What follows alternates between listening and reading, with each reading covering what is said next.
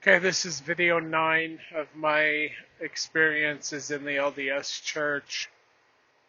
In my last video, I talked about how my marriage ended and how it began. And so my wife and I had gotten this fight about doing laundry on the Sabbath when she could go to work on the Sabbath, but I couldn't do my laundry even though um, she had uh, she had a part-time job, so she had to go do something on Sunday, whatever. And I work 6 days a week, so I only had enough time to do my laundry on the Sabbath because it had to dry on the clothesline. And we got in this fight. She calls the cops and she tries to get them to make me leave the house, which they did. And right before he said, "This is a 24-hour protective order. You're not allowed to come back or have any contact with Rebecca for 24 hours once you sign this agreement." And I said, "So as soon as I sign this, I'm not allowed to talk to her?" And they said yes. And I walked over to the doorway. She was in the living room, the front room. I was on the porch, and I said, we're over. This is done. I want a divorce." And I signed the paper and I left to the house, to my mom's house, because it's the only place I had to go. And she called my mom and was crying about how much she loved me and if I'm okay, and like just this Dr. Jekyll, Mr. Hyde, satanic possession type of attitude, wishy-washy, back and forth. Like, and it was weird, okay? I fully believe that she's possessed by demonic demons. When we'd get in these fights, her whole face would change. Like, physically change. I couldn't describe it, but it was like I was talking to somebody else. And it was a physical change in her face. Anyway, I believe that she has demonic possession. Anyway, so she's calling my mom and crying to my mom, and anyway, so I didn't go back to the house after that. I told her.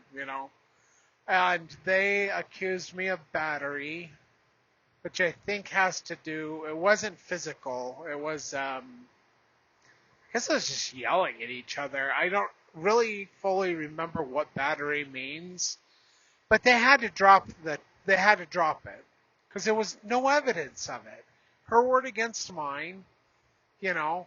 Anyway, but before they charged me, I had to go to my first appearance on September 25th of 2006. No, it was November 1st. No, it was September 25th because it was my grandfather's birthday. My grandfather died November 1st of 2005. So this is his first birthday. This man raised me. He died almost a year before that. So I'm having all this emotional conflict going on. I'm having this problem with this marriage that I'm in. And I went to court and I couldn't find parking. It was in Salt Lake City. And I had this little scooter. So I parked quite a ways from the courthouse. I'd never been to court before, so I didn't know they told me I had to be there at a certain time. So I'm worrying about it, right? So I use a scooter and I go in, and the guard, he says, "You can't bring the scooter into the courthouse." And I was like, "That's how I got here. What am I supposed to do with it?" And I'm already very upset about the whole thing. And so I went and I threw it in the bushes and I came back in, and he says, "You're going to have to drop the attitude or I'll arrest you."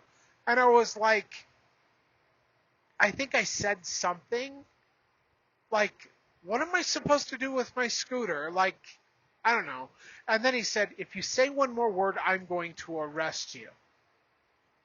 I didn't say a damn thing to that man, and he arrested me anyway and put me in for disturbing the peace.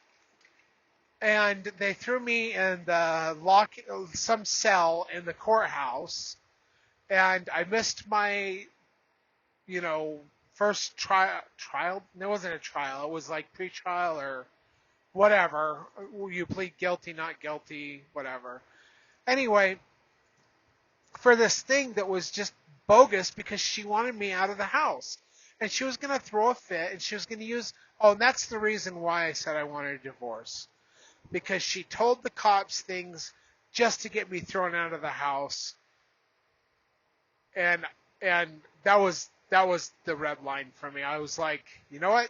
If you're going to lie just to get me thrown out of the house that I'm paying for and whatever, we're done. I'm done with you, So anyway, that was my mental. I had a nervous breakdown in the jail cell. They finally released me a couple of hours later. I went straight to Home Depot. I grabbed plastic tarp. I grabbed razor blades. I went to the liquor store and I grabbed a ton of alcohol. I had a bunch of pills. I went to Red Lobster for my last meal and had a really good meal. Then I went back to the porch of the house that we lived in and I tried to kill myself.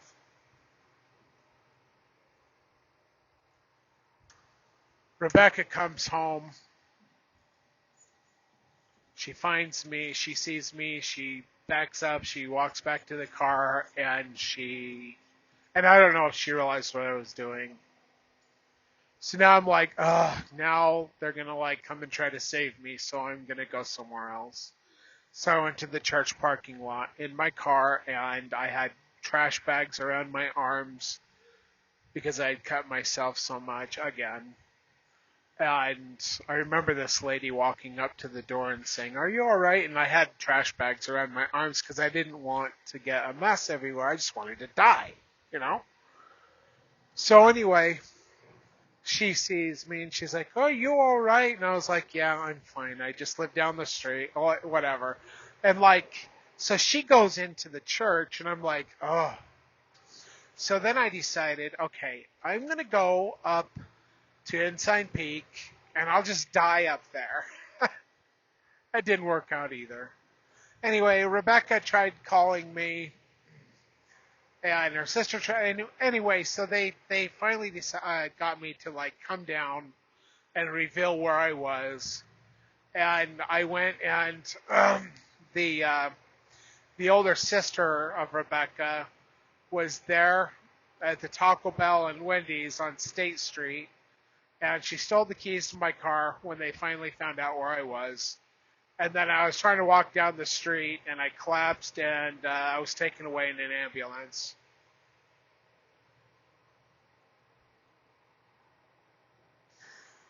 So I'm in the emergency room, and she wants to come back and see me. Well, apparently she was crying to my mom and my sisters about how she wanted my baby, and she wanted whatever, and just, I don't even know, just complete delusion.